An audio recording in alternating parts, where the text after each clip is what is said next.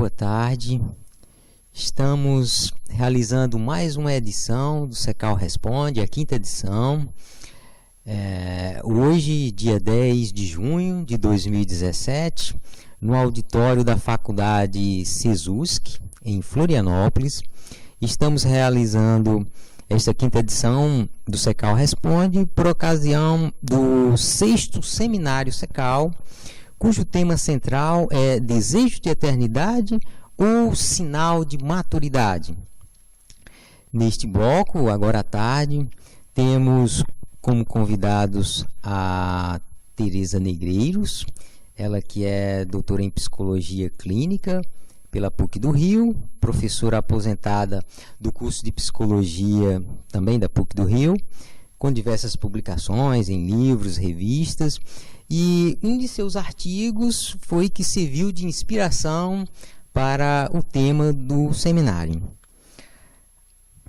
Também teremos o Sidney Lourenço, que é palestrante, escritor espírita, consultor em gestão empresarial, administrativa, financeira, mediador de conflitos familiar e empresarial, residente em Santa Catarina, é um trabalhador bastante conhecido em nossa região, então agradecemos bastante a presença de todos vocês. E vamos fazer algumas perguntas e um pode complementar o outro, tá? Inicialmente, para a professora, a gente gostaria de saber como surgiu o interesse por essa questão da maturidade versus desejo de eternidade.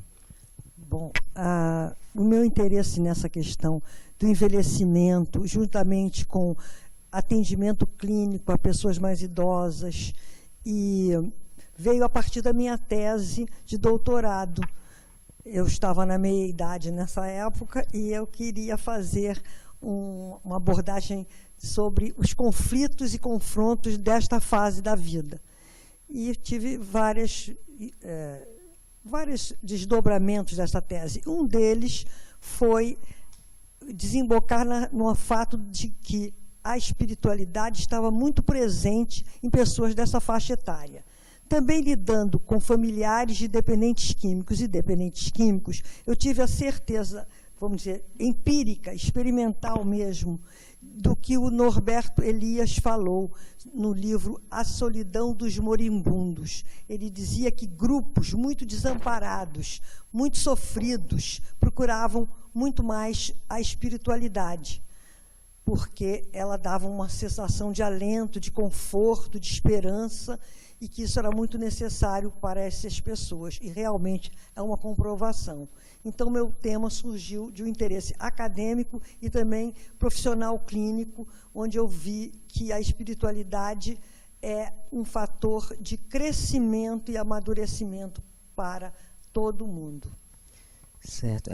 Professora, na medicina a gente tem um ramo, né, a geriatria, que demonstra que a preocupação com essa terceira idade é algo de grande relevância academicamente. Em termos de psicologia, a senhora percebe esse interesse pela temática? Tanto não percebi que nos compêndios dos livros de psicologia há uma extensão de literatura dedicada à infância e adolescência. Pouquíssimo para a idade madura e quase zero para os mais velhos. A gerontologia social surgiu depois, muito depois, como curso acadêmico. E realmente a geriatria vamos dizer, um poder mais relacionado ao corpo, né? As pessoas pretendem curar malefícios corporais, né, porque é uma fase de doenças osteoarticulares, cardiovasculares, enfim, de muitas doenças crônicas. Então, a geriatria surgiu por questões do corpo, e a gerontologia lida com os aspectos biopsicossociais. Há uma diferença, e realmente não se deu muita ênfase a gerontologia nos cursos acadêmicos, tanto que a PUC foi uma das pioneiras no Brasil inteiro sobre esse assunto, né? E eu tive essa alegria de ser uma das introdutoras. Eu e a saudosa professora Maria Helena Novaes Mira, que faleceu também já. Muito bom, obrigado. Sidney, pela manhã você abordou o tema Construindo Elos para a Valorização da Vida. A gente observa nos noticiários do mundo que vivemos um momento em que se faz necessário buscar uma cultura de paz, onde se há muitos conflitos, e essa necessidade de valorização da vida. O que você acha que falta na nossa sociedade para essa mudança? A mudança, ela é, vamos dizer assim, muito profunda, né, na sociedade. Então, se você fizer um olhar assim, muito distante, você talvez não vê os detalhes que está ocorrendo. Existe um processo de integração entre os indivíduos que vai transformar a humanidade, mas é como se fosse uma casa que a gente quer arrumar. Primeiro, parece uma bagunça, né? Que a gente tira as coisas do lugar e tal, mas ao pouco a gente vai colocando no lugar. Então é isso que está acontecendo na humanidade. E como a gente é muito imediatista, a gente olha e já quer ver a coisa pronta, e não vai ver a coisa pronta. Ela precisa ainda passar todo esse processo de ajuste. Então, gente, se eu for observar, por exemplo, por que hoje os modelos autoritários dos poderes temporais de alguns países estão modificando? Eles estão modificando por quê? Porque o avanço da internet começou a levar a ideia de democracia em várias partes do mundo. Então, as pessoas começaram a ver isso como uma necessidade. Então, é preciso que essas necessidades elas ampliem a tal ponto em que a humanidade vai se transformando à medida que vamos dizer assim, vão tendo participação ativa nesse processo. Então, eu vejo com bons olhos, sabe, essa mudança. Lógico, a gente sente dor, sofrimento, é guerra, é terrorismo, é tudo isso, mas ainda é um momento de experimentação do ser humano. Como ele experimentou a Idade da Pedra, né, aí o período do fogo, que se queimava, como ele saiu das palafitas, sabe, todo esse processo anterior, que gera a cultura de hoje, é o que vai acontecendo agora com a humanidade. Então é o que nós estamos passando. E com relação à preocupação em torno das questões materiais, da posse, do corpo perfeito, estaríamos num mundo com preocupações demasiadamente materialistas ou não? Você acha que... os valores eles estão invertidos na realidade, né? A gente valora muito mais a questão do externo, do belo, né? Tanto é que a gente está muito preocupado com um bom selfie do que uma boa vida de vivência, né? Então o selfie é mais importante do que esse processo, mas como a nossa professora colocou, né? É uma realidade que todos nós vamos passar, que é essa fase onde a decrepitude do corpo físico te remete a você mesmo, né? Faz você voltar para dentro de si. Por mais que tu possa ter todas as condições, tu não pode prolongar a vida com todo o recurso material que tu encontra. Tu não vai prolongar a vida.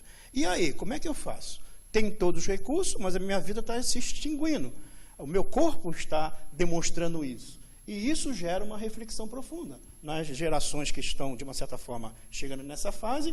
Agora, a geração nova é muito interessante. O pessoal está muito externo, muito fora de si. E isso vai fazer que eles se voltem para dentro deles.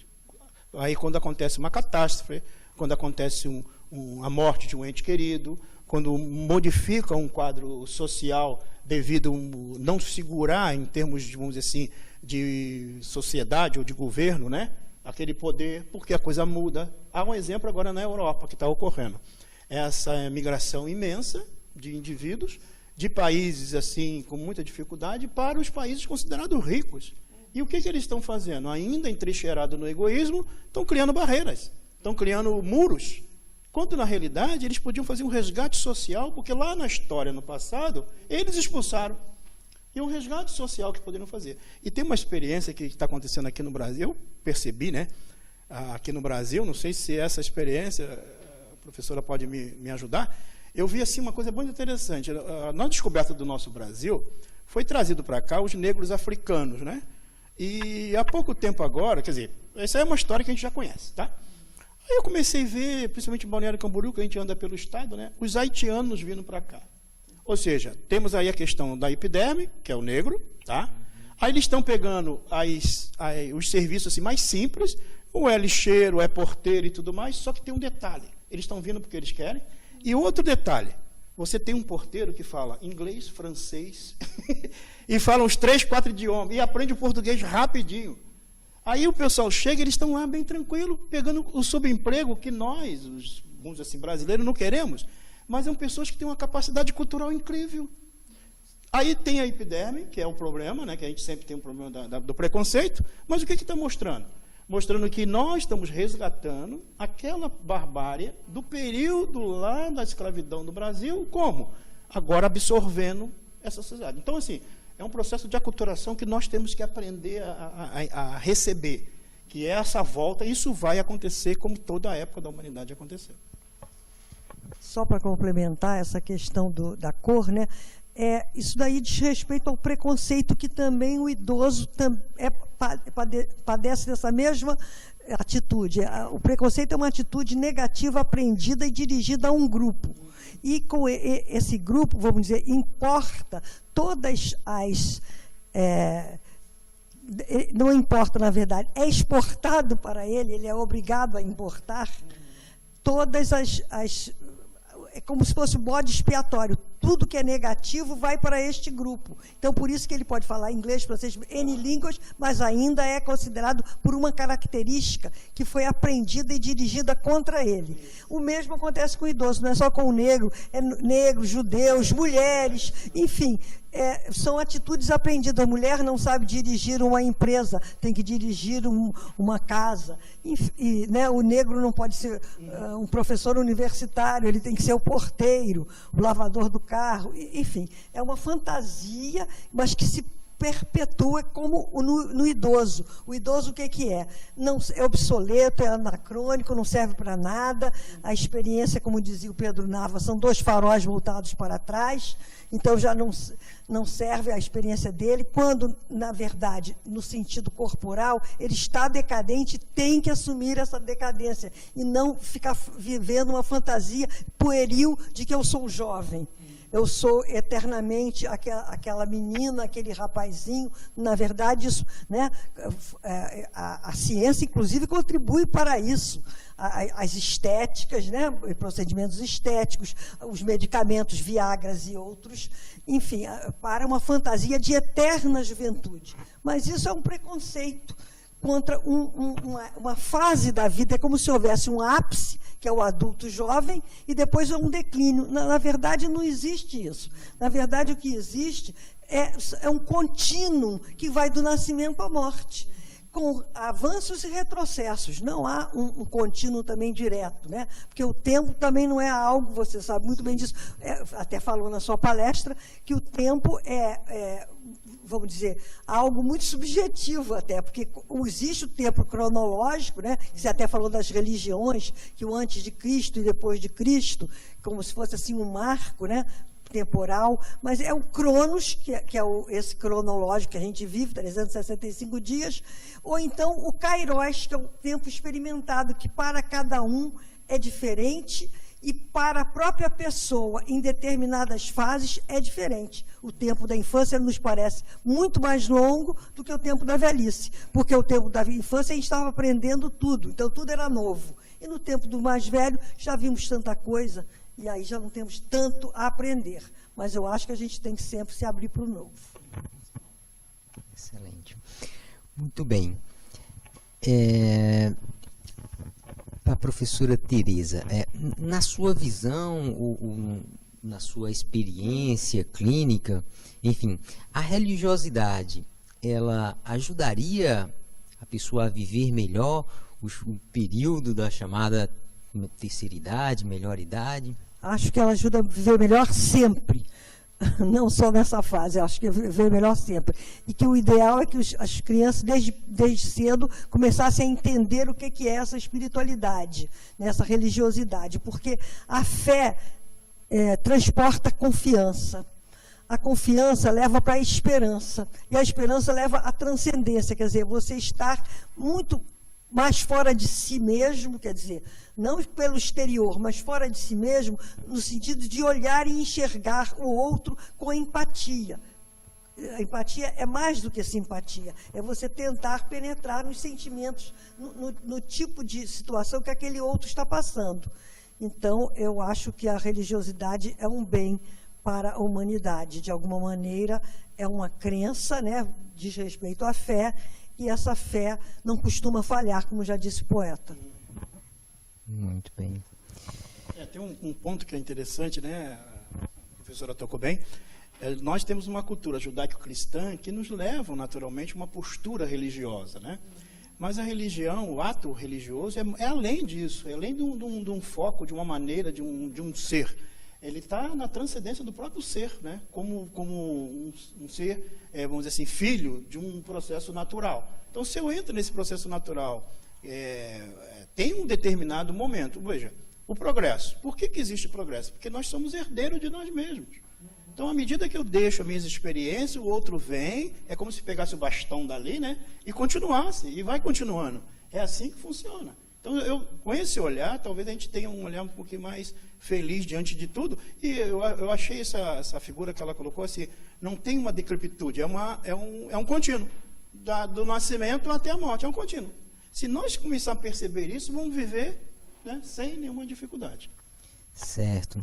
E Sidney, a gente vive uma época de enorme facilidade nas interações entre as pessoas, seja por meio de redes sociais, dos aplicativos de comunicação instantânea, enfim. Na sua opinião, esses recursos estão sendo utilizados para a construção de elos para a valorização da vida? Olha, eu tenho uma visão bem otimista de tudo isso, sabe?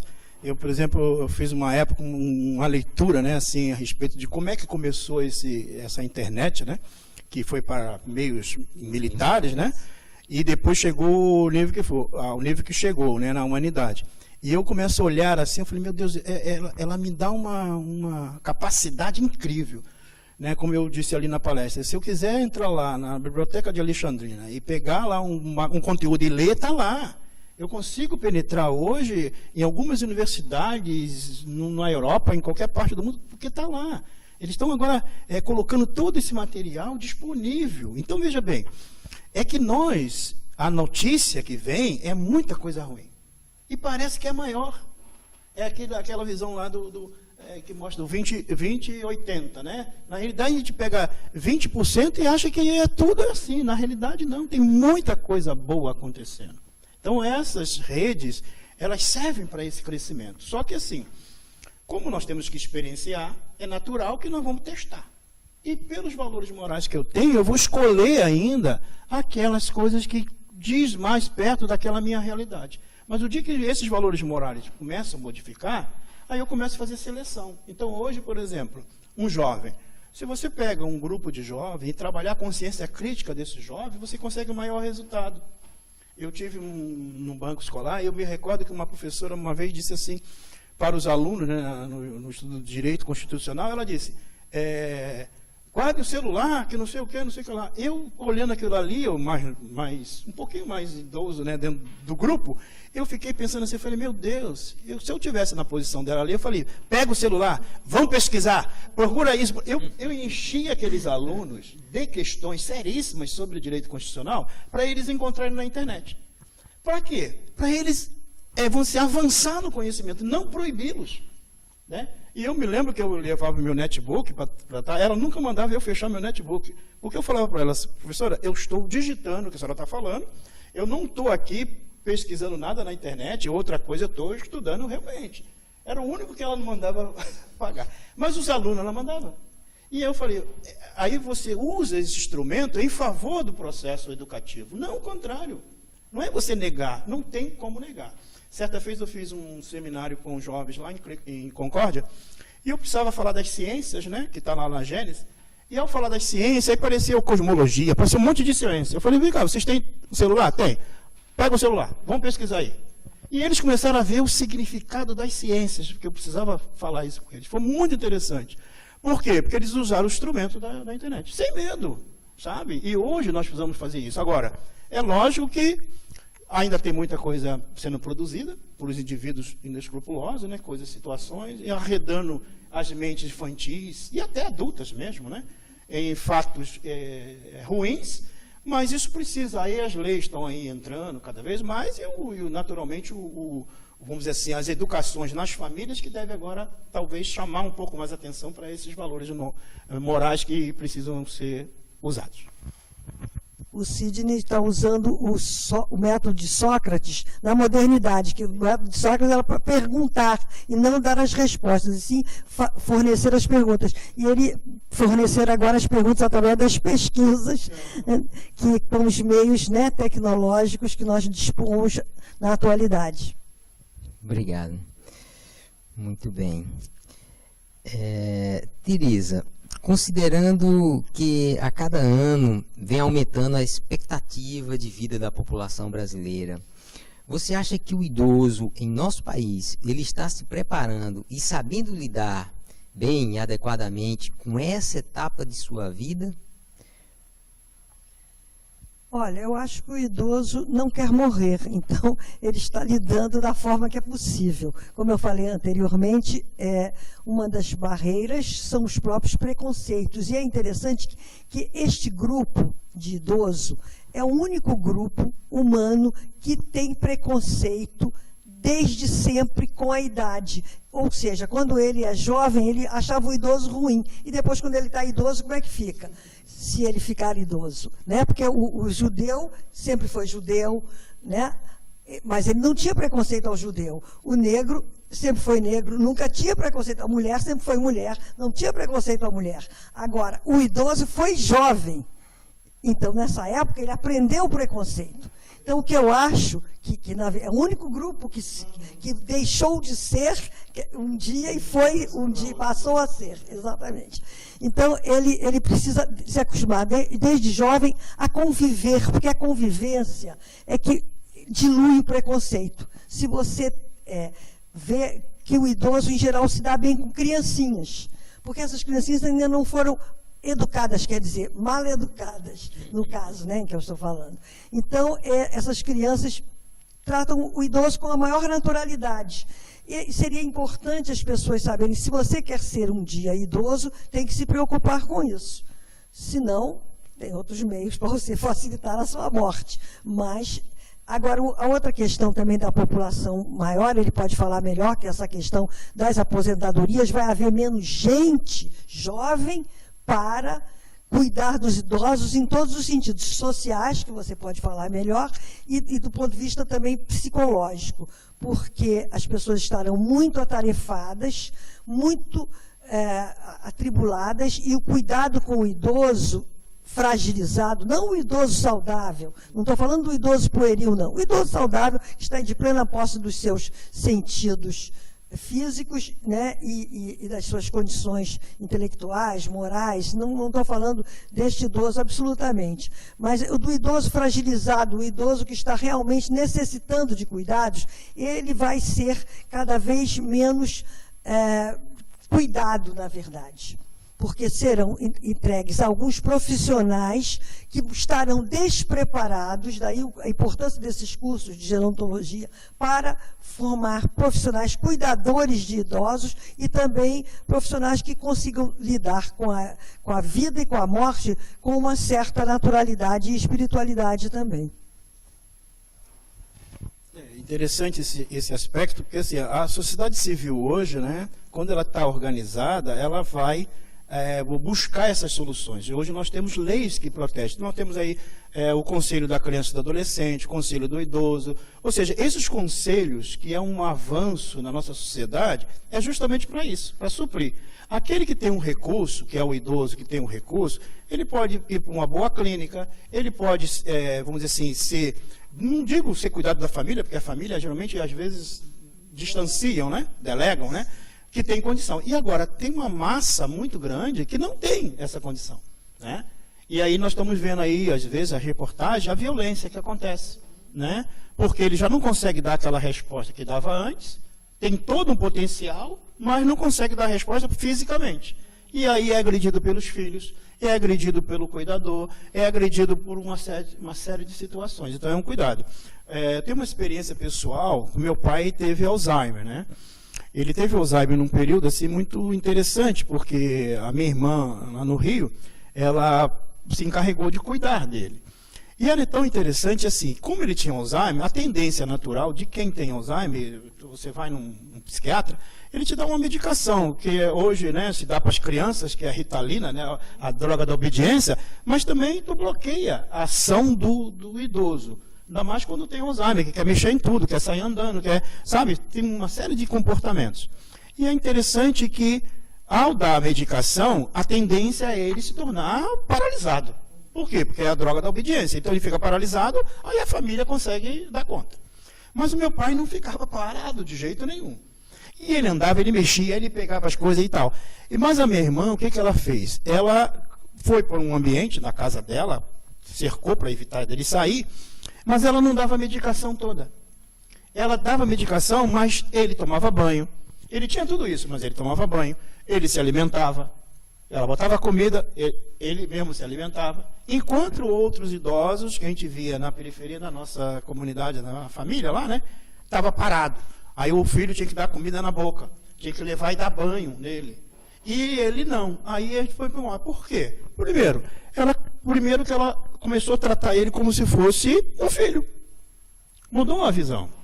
Ou seja, como se estivesse no processo educativo. Não, não faz isso, vai ali, mexe aqui. Mas ela manteve um ambiente saudável. Não só ela, o marido, o filho e tal. Aquele ambiente saudável. Aí, o que transformou? Transformou numa situação assim, de convivência melhor.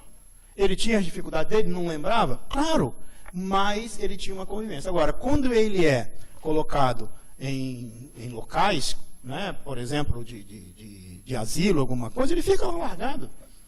Aquele cuidador, aquele enfermeiro, ele não vai dar aquela assistência, ele dá a medicação. Então, essa maneira hoje de a gente lidar com o idoso, com essa faixa da vida, ainda está muito precária, embora nós temos leis que protegem, né? Temos leis que poderiam ser muito bem aplicadas e poderiam ter um resultado bem melhor. Certo. Sidney, a doutrina espírita nos diz que a gente reencarna na família certa, no meio de que necessitamos para evoluir. E muitas vezes para superar anteriores inimizades. Vem de outras existências. Considerando essas circunstâncias, o que fazer para superar as dificuldades da vida em família? Bom, o primeiro passo é a pessoa perceber o seguinte: se existe um Deus, esse Deus é justo. E se ele é justo, a não ser que tu admita que um Deus não seja justo. Aí você pode achar que as diferenças, as situações estão erradas. Mas se você considera que esse Deus é um Deus justo, há de ser justo aquilo que tu estás passando. Há de ter um motivo, né? Então, agora, se eu tiver só uma percepção materialista, é natural. Eu não vou ter esse entendimento. É o que acontece muitas das vezes. Então, eu vejo aquilo ali como um estorvo, uma dificuldade, aquela vivência no meio familiar. Agora, se eu tenho uma percepção de outras características, eu costumo sempre dar um exemplo que talvez fique mais fácil. Então, imagine lá alguém que você não gosta muito, e como você não gosta muito, você mora num prédio, e tem uma pessoa lá do prédio que você não gosta muito. Aí eu costumo dizer assim: Deus é tão bom que bota ele para morar no mesmo andar que o teu, de preferência, né? Para você conviver com aquela realidade. Aquele vizinho, tu não vai com ele de jeito nenhum. Bom, o vizinho está lá, e aí você vai pegar o elevador, o vizinho vai descer também, tu finge que esqueceu só para não descer no elevador com ele. No reunião de condomínio, você não quer nem falar com aquela pessoa, tu vira de costa, bota a cadeira de costa para ele. Bom, mas tu esquece que o teu vizinho é um espírito imortal, e você também é, isso da visão da doutrina espírita. O tempo vai passar, tu não vai ficar na matéria eternamente. E pelo processo do ensino espírita, você vai retornar. Aí tu retorna, reencarna de novo, constitui uma família e nasce, né? Eu costumo dizer que nasce aquela coisinha bonitinha, bochechinha rosada, né? Aquele filho, o pessoal tira foto, coloca no Face e tal. Eu costumo brincar que da minha turma nasce meio cinzinha, mas, né? Aí a turma nasce. Aí tu, beleza. Imagine se alguém dissesse assim para você que aquele filho que você ama está ali dando a vida por ele, e fala: sabe quem é esse aí?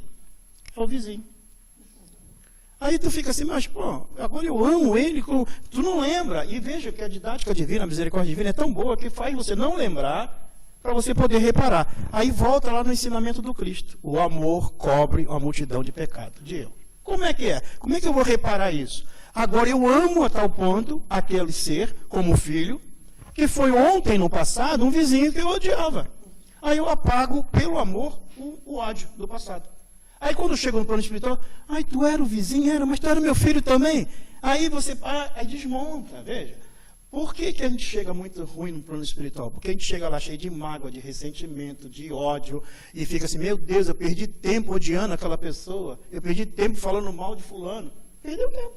Agora, quando eu chego lá no ponto, puxa, encontro aquela turma, fulano voltou, coisa boa, vamos nos programar de novo para vir para a Terra? E isso que é a maravilha, essa que é a beleza. Por isso que a doutrina espírita é uma doutrina essencialmente otimista. Não é otimista que tampa o problema, a dificuldade, não. Ela analisa, você tem que reparar, vai ter que reparar. Está aí os casos graves, né, da nossa sociedade. É uma consequência. Eu vou dar um exemplo. Talvez a gente não tenha isso em mente, mas tu vê. Quando a França, né, no período, né, vamos lá, desde a noite de São Bartolomeu, o período histórico da França, que as guilhotinas eram, né, depois no período napoleônico, antes ali, as guilhotinas eram colocadas em cada esquina, tirando a vida das pessoas, da queda da Bastilha e tudo mais, a gente nota que há um processo muito sério. Mas a doutrina espírita, ela nasceu lá na França. E depois ela é trazida para o Brasil. E o espírito que cuida, e aí na visão espírita, o espírito que cuida lá da região, daquela São Luís, diz assim, vai para o Brasil? Vai. Então eu gostaria que alguns desses franceses começassem a reencarnar no Brasil, para que eles pudessem aprender. E reencarnou 2 milhões de franceses por aí. Aí você olha hoje o nosso Congresso, para dar uma olhadinha. A queda da Bastilha está acontecendo. Até eu vi uma publicação agora com esse negócio de sair o presidente, aí botaram lá, tacaram fogo lá, né? Aí eu falei assim, escreveram assim, a queda da Bastilha, não sei o que, eu falei, está aqui, ó, a turma. Só que agora é diferente. Ontem, eles mandavam matar na guilhotina. Hoje, é a lei, e aí por isso que a lei é importante, fazendo voltar para o lugar aqueles. Ontem ela tinha aqui o castelo dela, eu olhava, eu quero o castelo dela, dizia que ela era herege, eu avançava lá e tomava tudo dela. Hoje eu tenho o poder, tenho o recurso, mas estou usando erradamente, ou me apropriando erradamente, a lei vem agora e começa a tirar. É natural que ainda vão espernear bastante, mas é um meio reeducativo dessas almas para que elas entendam. Elas são inteligentíssimas, mas ainda utilizam para o mal. Então, como é que isso vai acontecer? No próximo processo reencarnatório. E a família, então, como diz já a própria sociologia, que é esse célula mata da sociedade, realmente, ela vai ajustar esse processo do futuro. Por isso que as famílias são importantes nesse contexto de transformação. Ainda mais hoje. A família hoje tem um leque, né? Antes a gente tinha aquela família nuclear, mas hoje nós temos um modelo de família cada vez mais amplo. E é preciso a gente também atualizar esses conceitos. Ok. A gente já vai caminhando aqui para a nossa última pergunta, para a Tereza. Quais sugestões, do ponto de vista da psicologia ou da sua experiência de vida, você daria para quem busca um envelhecer saudável? Bom, em primeiro lugar, eu diria, de uma forma geral, que as pessoas deviam ter o máximo possível de cuidado com a sua saúde. Mas saúde compreendida, vocês veem que o conceito de saúde vem do latim salus, que significa tanto saúde como salvação, sacro, quer dizer, já está ligada à palavra de salvação, à palavra espiritual, né? Saúde como um todo, num complexo de bem-estar biopsicossocial. Até esse radical, no hebraico é shalom, que significa bem-estar, prosperidade. Então, eu diria isso, cuidar da saúde. Agora, e um outro aspecto que eu falaria é sobre eu não vou dar aqui um conselho, mas eu vou ler para vocês.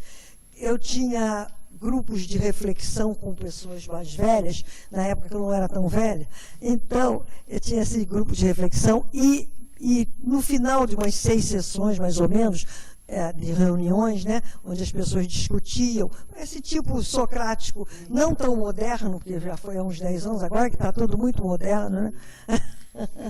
Mas as pessoas estão preocupadas com as comunicações à distância, que perdem essa comunicação tete a tete, que isso também, esse é um malefício, né?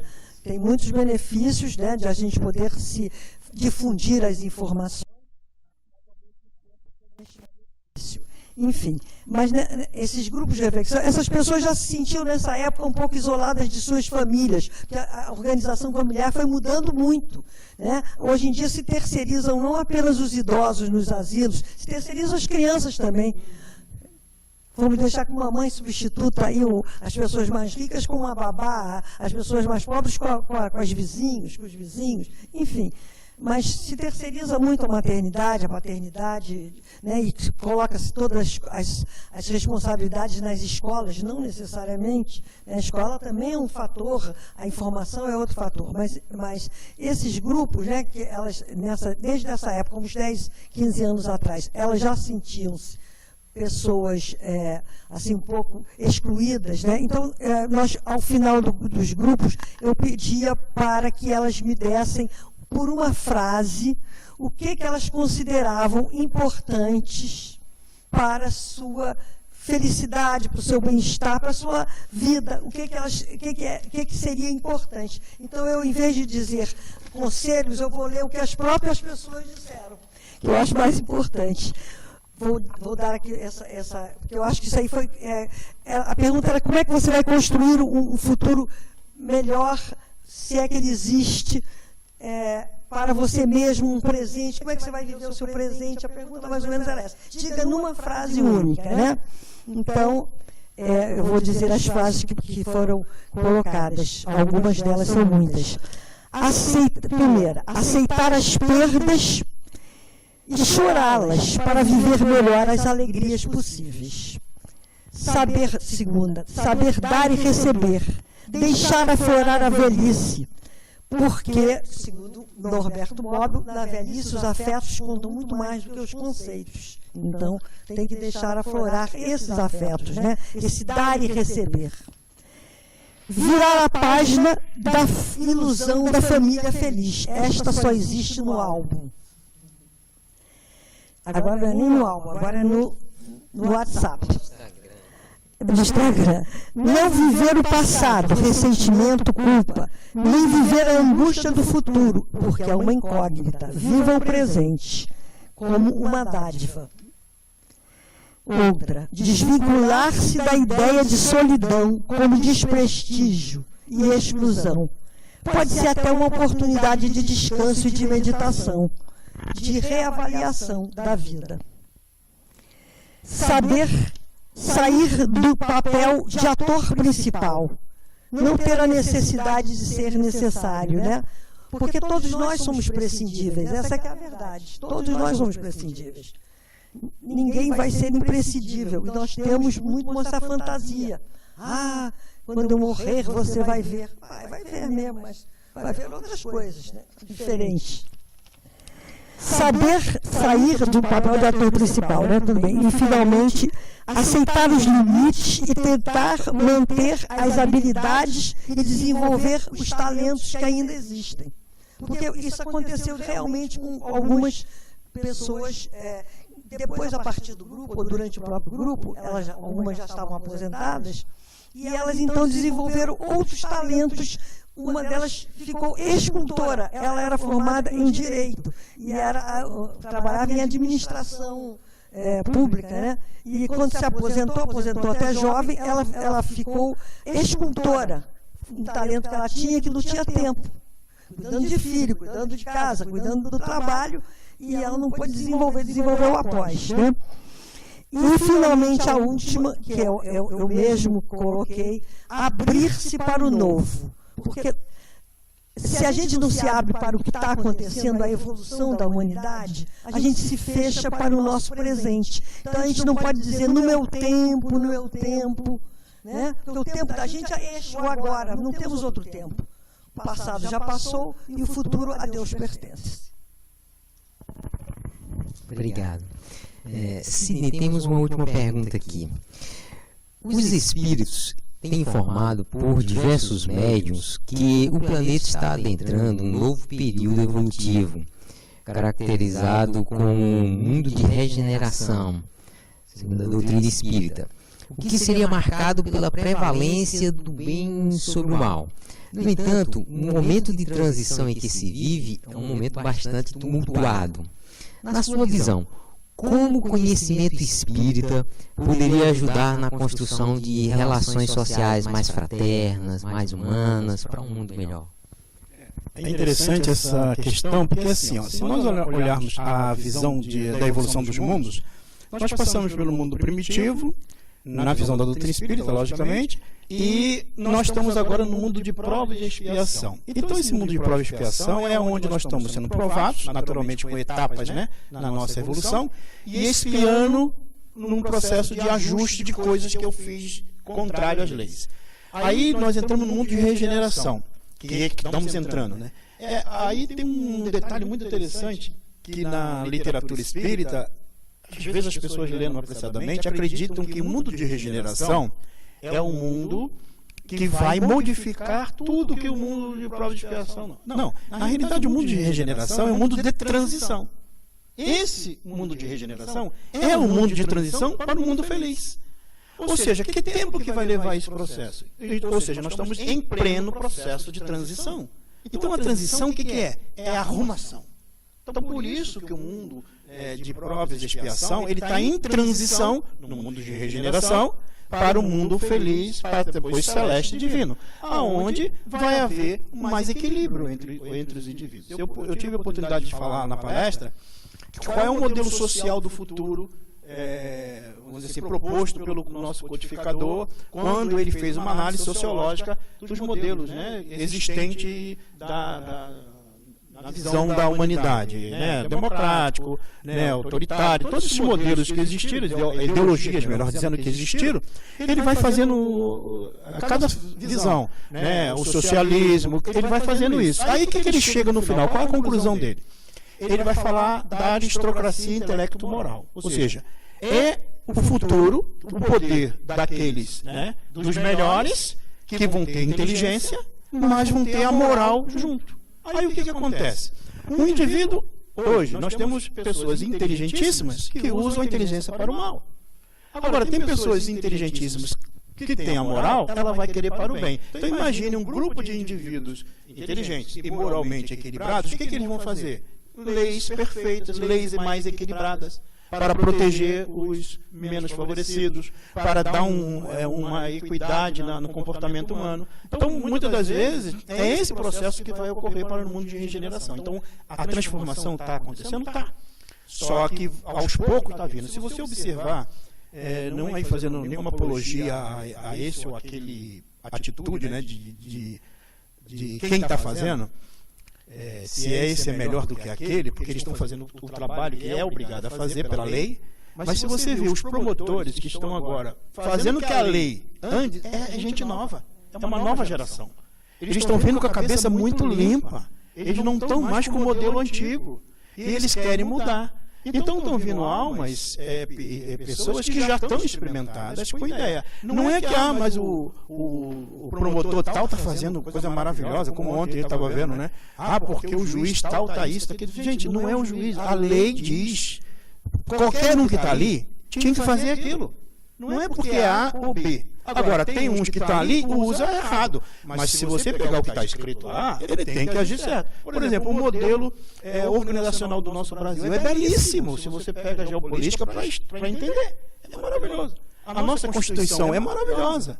Só que aí quem a aplica ao seu bel prazer. Por isso que tem uma dificuldade. Agora, essa nova geração está vindo botando essas coisas no lugar, fazendo as leis cumprir, e a turma mais velha está ficando louca. Posso complementar? Ótimo, achei interessantíssimo, porque as pessoas achavam que o velho tinha que ter sabedoria. Não necessariamente ele adquire nem maturidade nem sabedoria, porque a aquisição da informação é que dá o conhecimento, mas esse conhecimento está no nível intelectual. Para se transformar em sabedoria, tem que passar pelo nível moral e ético. Ou seja, o ser humano é aquilo que faz. Então, se o jovem está fazendo o que teria que ser feito, então ele está sábio. Exatamente. E essa fala nossa irmã é bem isso. O Allan Kardec, quando ele trata ali sobre o homem de bem, ele fala assim: o amadurecimento do senso moral independe de idade. Independe de idade, de formação intelectual, acadêmica, independe, porque é amadurecimento do senso moral. E isso é do próprio ser. E aí nós vemos crianças pequeninas, que você joga o papel no chão, ela fala: ô pai, por que está jogando papel no chão? Já é pequenina, sabe? Então nós vemos adulto que pega pela janela do carro e joga lá a lata de cerveja, não está nem preocupado, ou de Coca-Cola, seja lá o que for, o lixo pela janela. Enquanto os pequeninos falam assim: pô, mas por que, pai, está fazendo isso? Vejam que aí é uma questão de amadurecimento do senso moral, é a mudança social que vai ocorrer. Muito bem, muito obrigado. E como o nosso horário exige, a gente vai finalizar este SECAL. E SECAL Responde. E em nome de toda a equipe que está realizando, né, esse encontro, agradecemos a participação de vocês, a presença, ter doado esse tempo, dividindo o conhecimento. Nosso muito obrigado.